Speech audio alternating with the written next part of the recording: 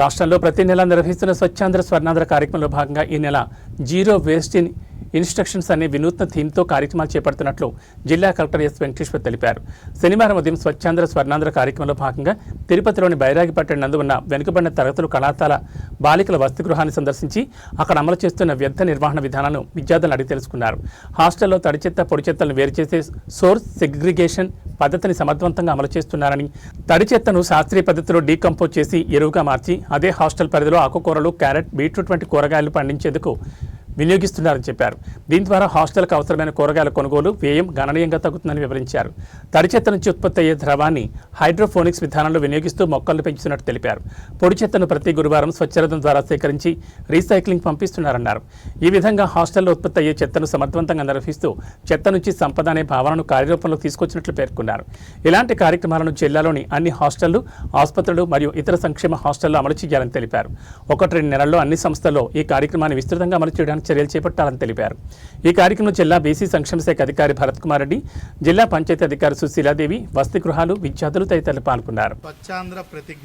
స్వచ్ఛాంధ్ర ప్రతిజ్ఞ నేను నా పరిసరాల పరిశుభ్రత కొరకు ప్రతిరోజు కొంత సమయం కేటాయిస్తానని నా వంతు కృషిగా స్వచ్ఛత కార్యక్రమాల కొరకు శ్రమదానం చేస్తుందని నమ్ముతూ ఈ రోజు నుండి నా తోటి వారికి కూడా స్వచ్ఛతపై ప్రయత్నిస్తానని భవిష్యత్ తరాలకు సుభిక్షమైన ఆనందకరమైన ఆంధ్ర రాష్ట్రాన్ని స్వచ్ఛాంధ్ర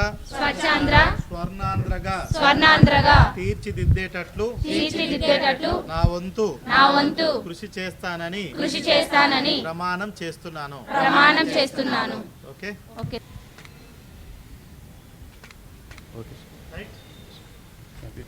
అందరికీ నమస్కారం.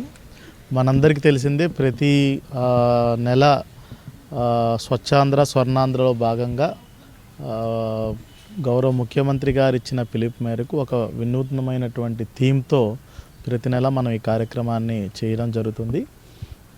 ఈ మంత్ మన థీమ్ వచ్చేసి జీరో వేస్ట్ ఇన్ ఇన్స్టిట్యూషన్స్, అంటే ముఖ్యంగా హాస్టల్స్ కానీ హాస్పిటల్స్ కానీ ఇట్లా వాటిల్లో జీరో వేస్ట్ అనే కాన్సెప్ట్ని మనం చేస్తున్నాం.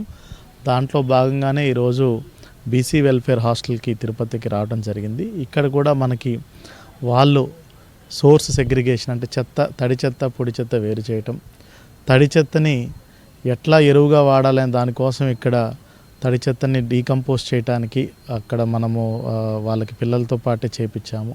తద్వారా దాని నుంచి వచ్చే ఎరువుని హాస్టల్ పరిధిలోనే ఎరువుగా వాడి అక్కడ ఆకుకూరలు కానీ క్యారెట్, బీట్రూట్, అదేవిధంగా మిగతా కూరగాయలు పెంచడానికి ఎరువును వాడడం జరుగుతుంది.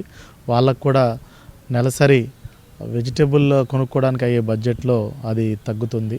అదేవిధంగా ఏదైతే తడి చెత్త నుంచి వచ్చేటువంటి లిక్విడ్ ఉంటుందో దాన్ని మనం వినూత్నంగా ఫస్ట్ టైం హైడ్రోపానిక్స్ చేస్తూ అట్లా వాటి నుంచి కూడా మొక్కలు పెంచడం జరుగుతుంది.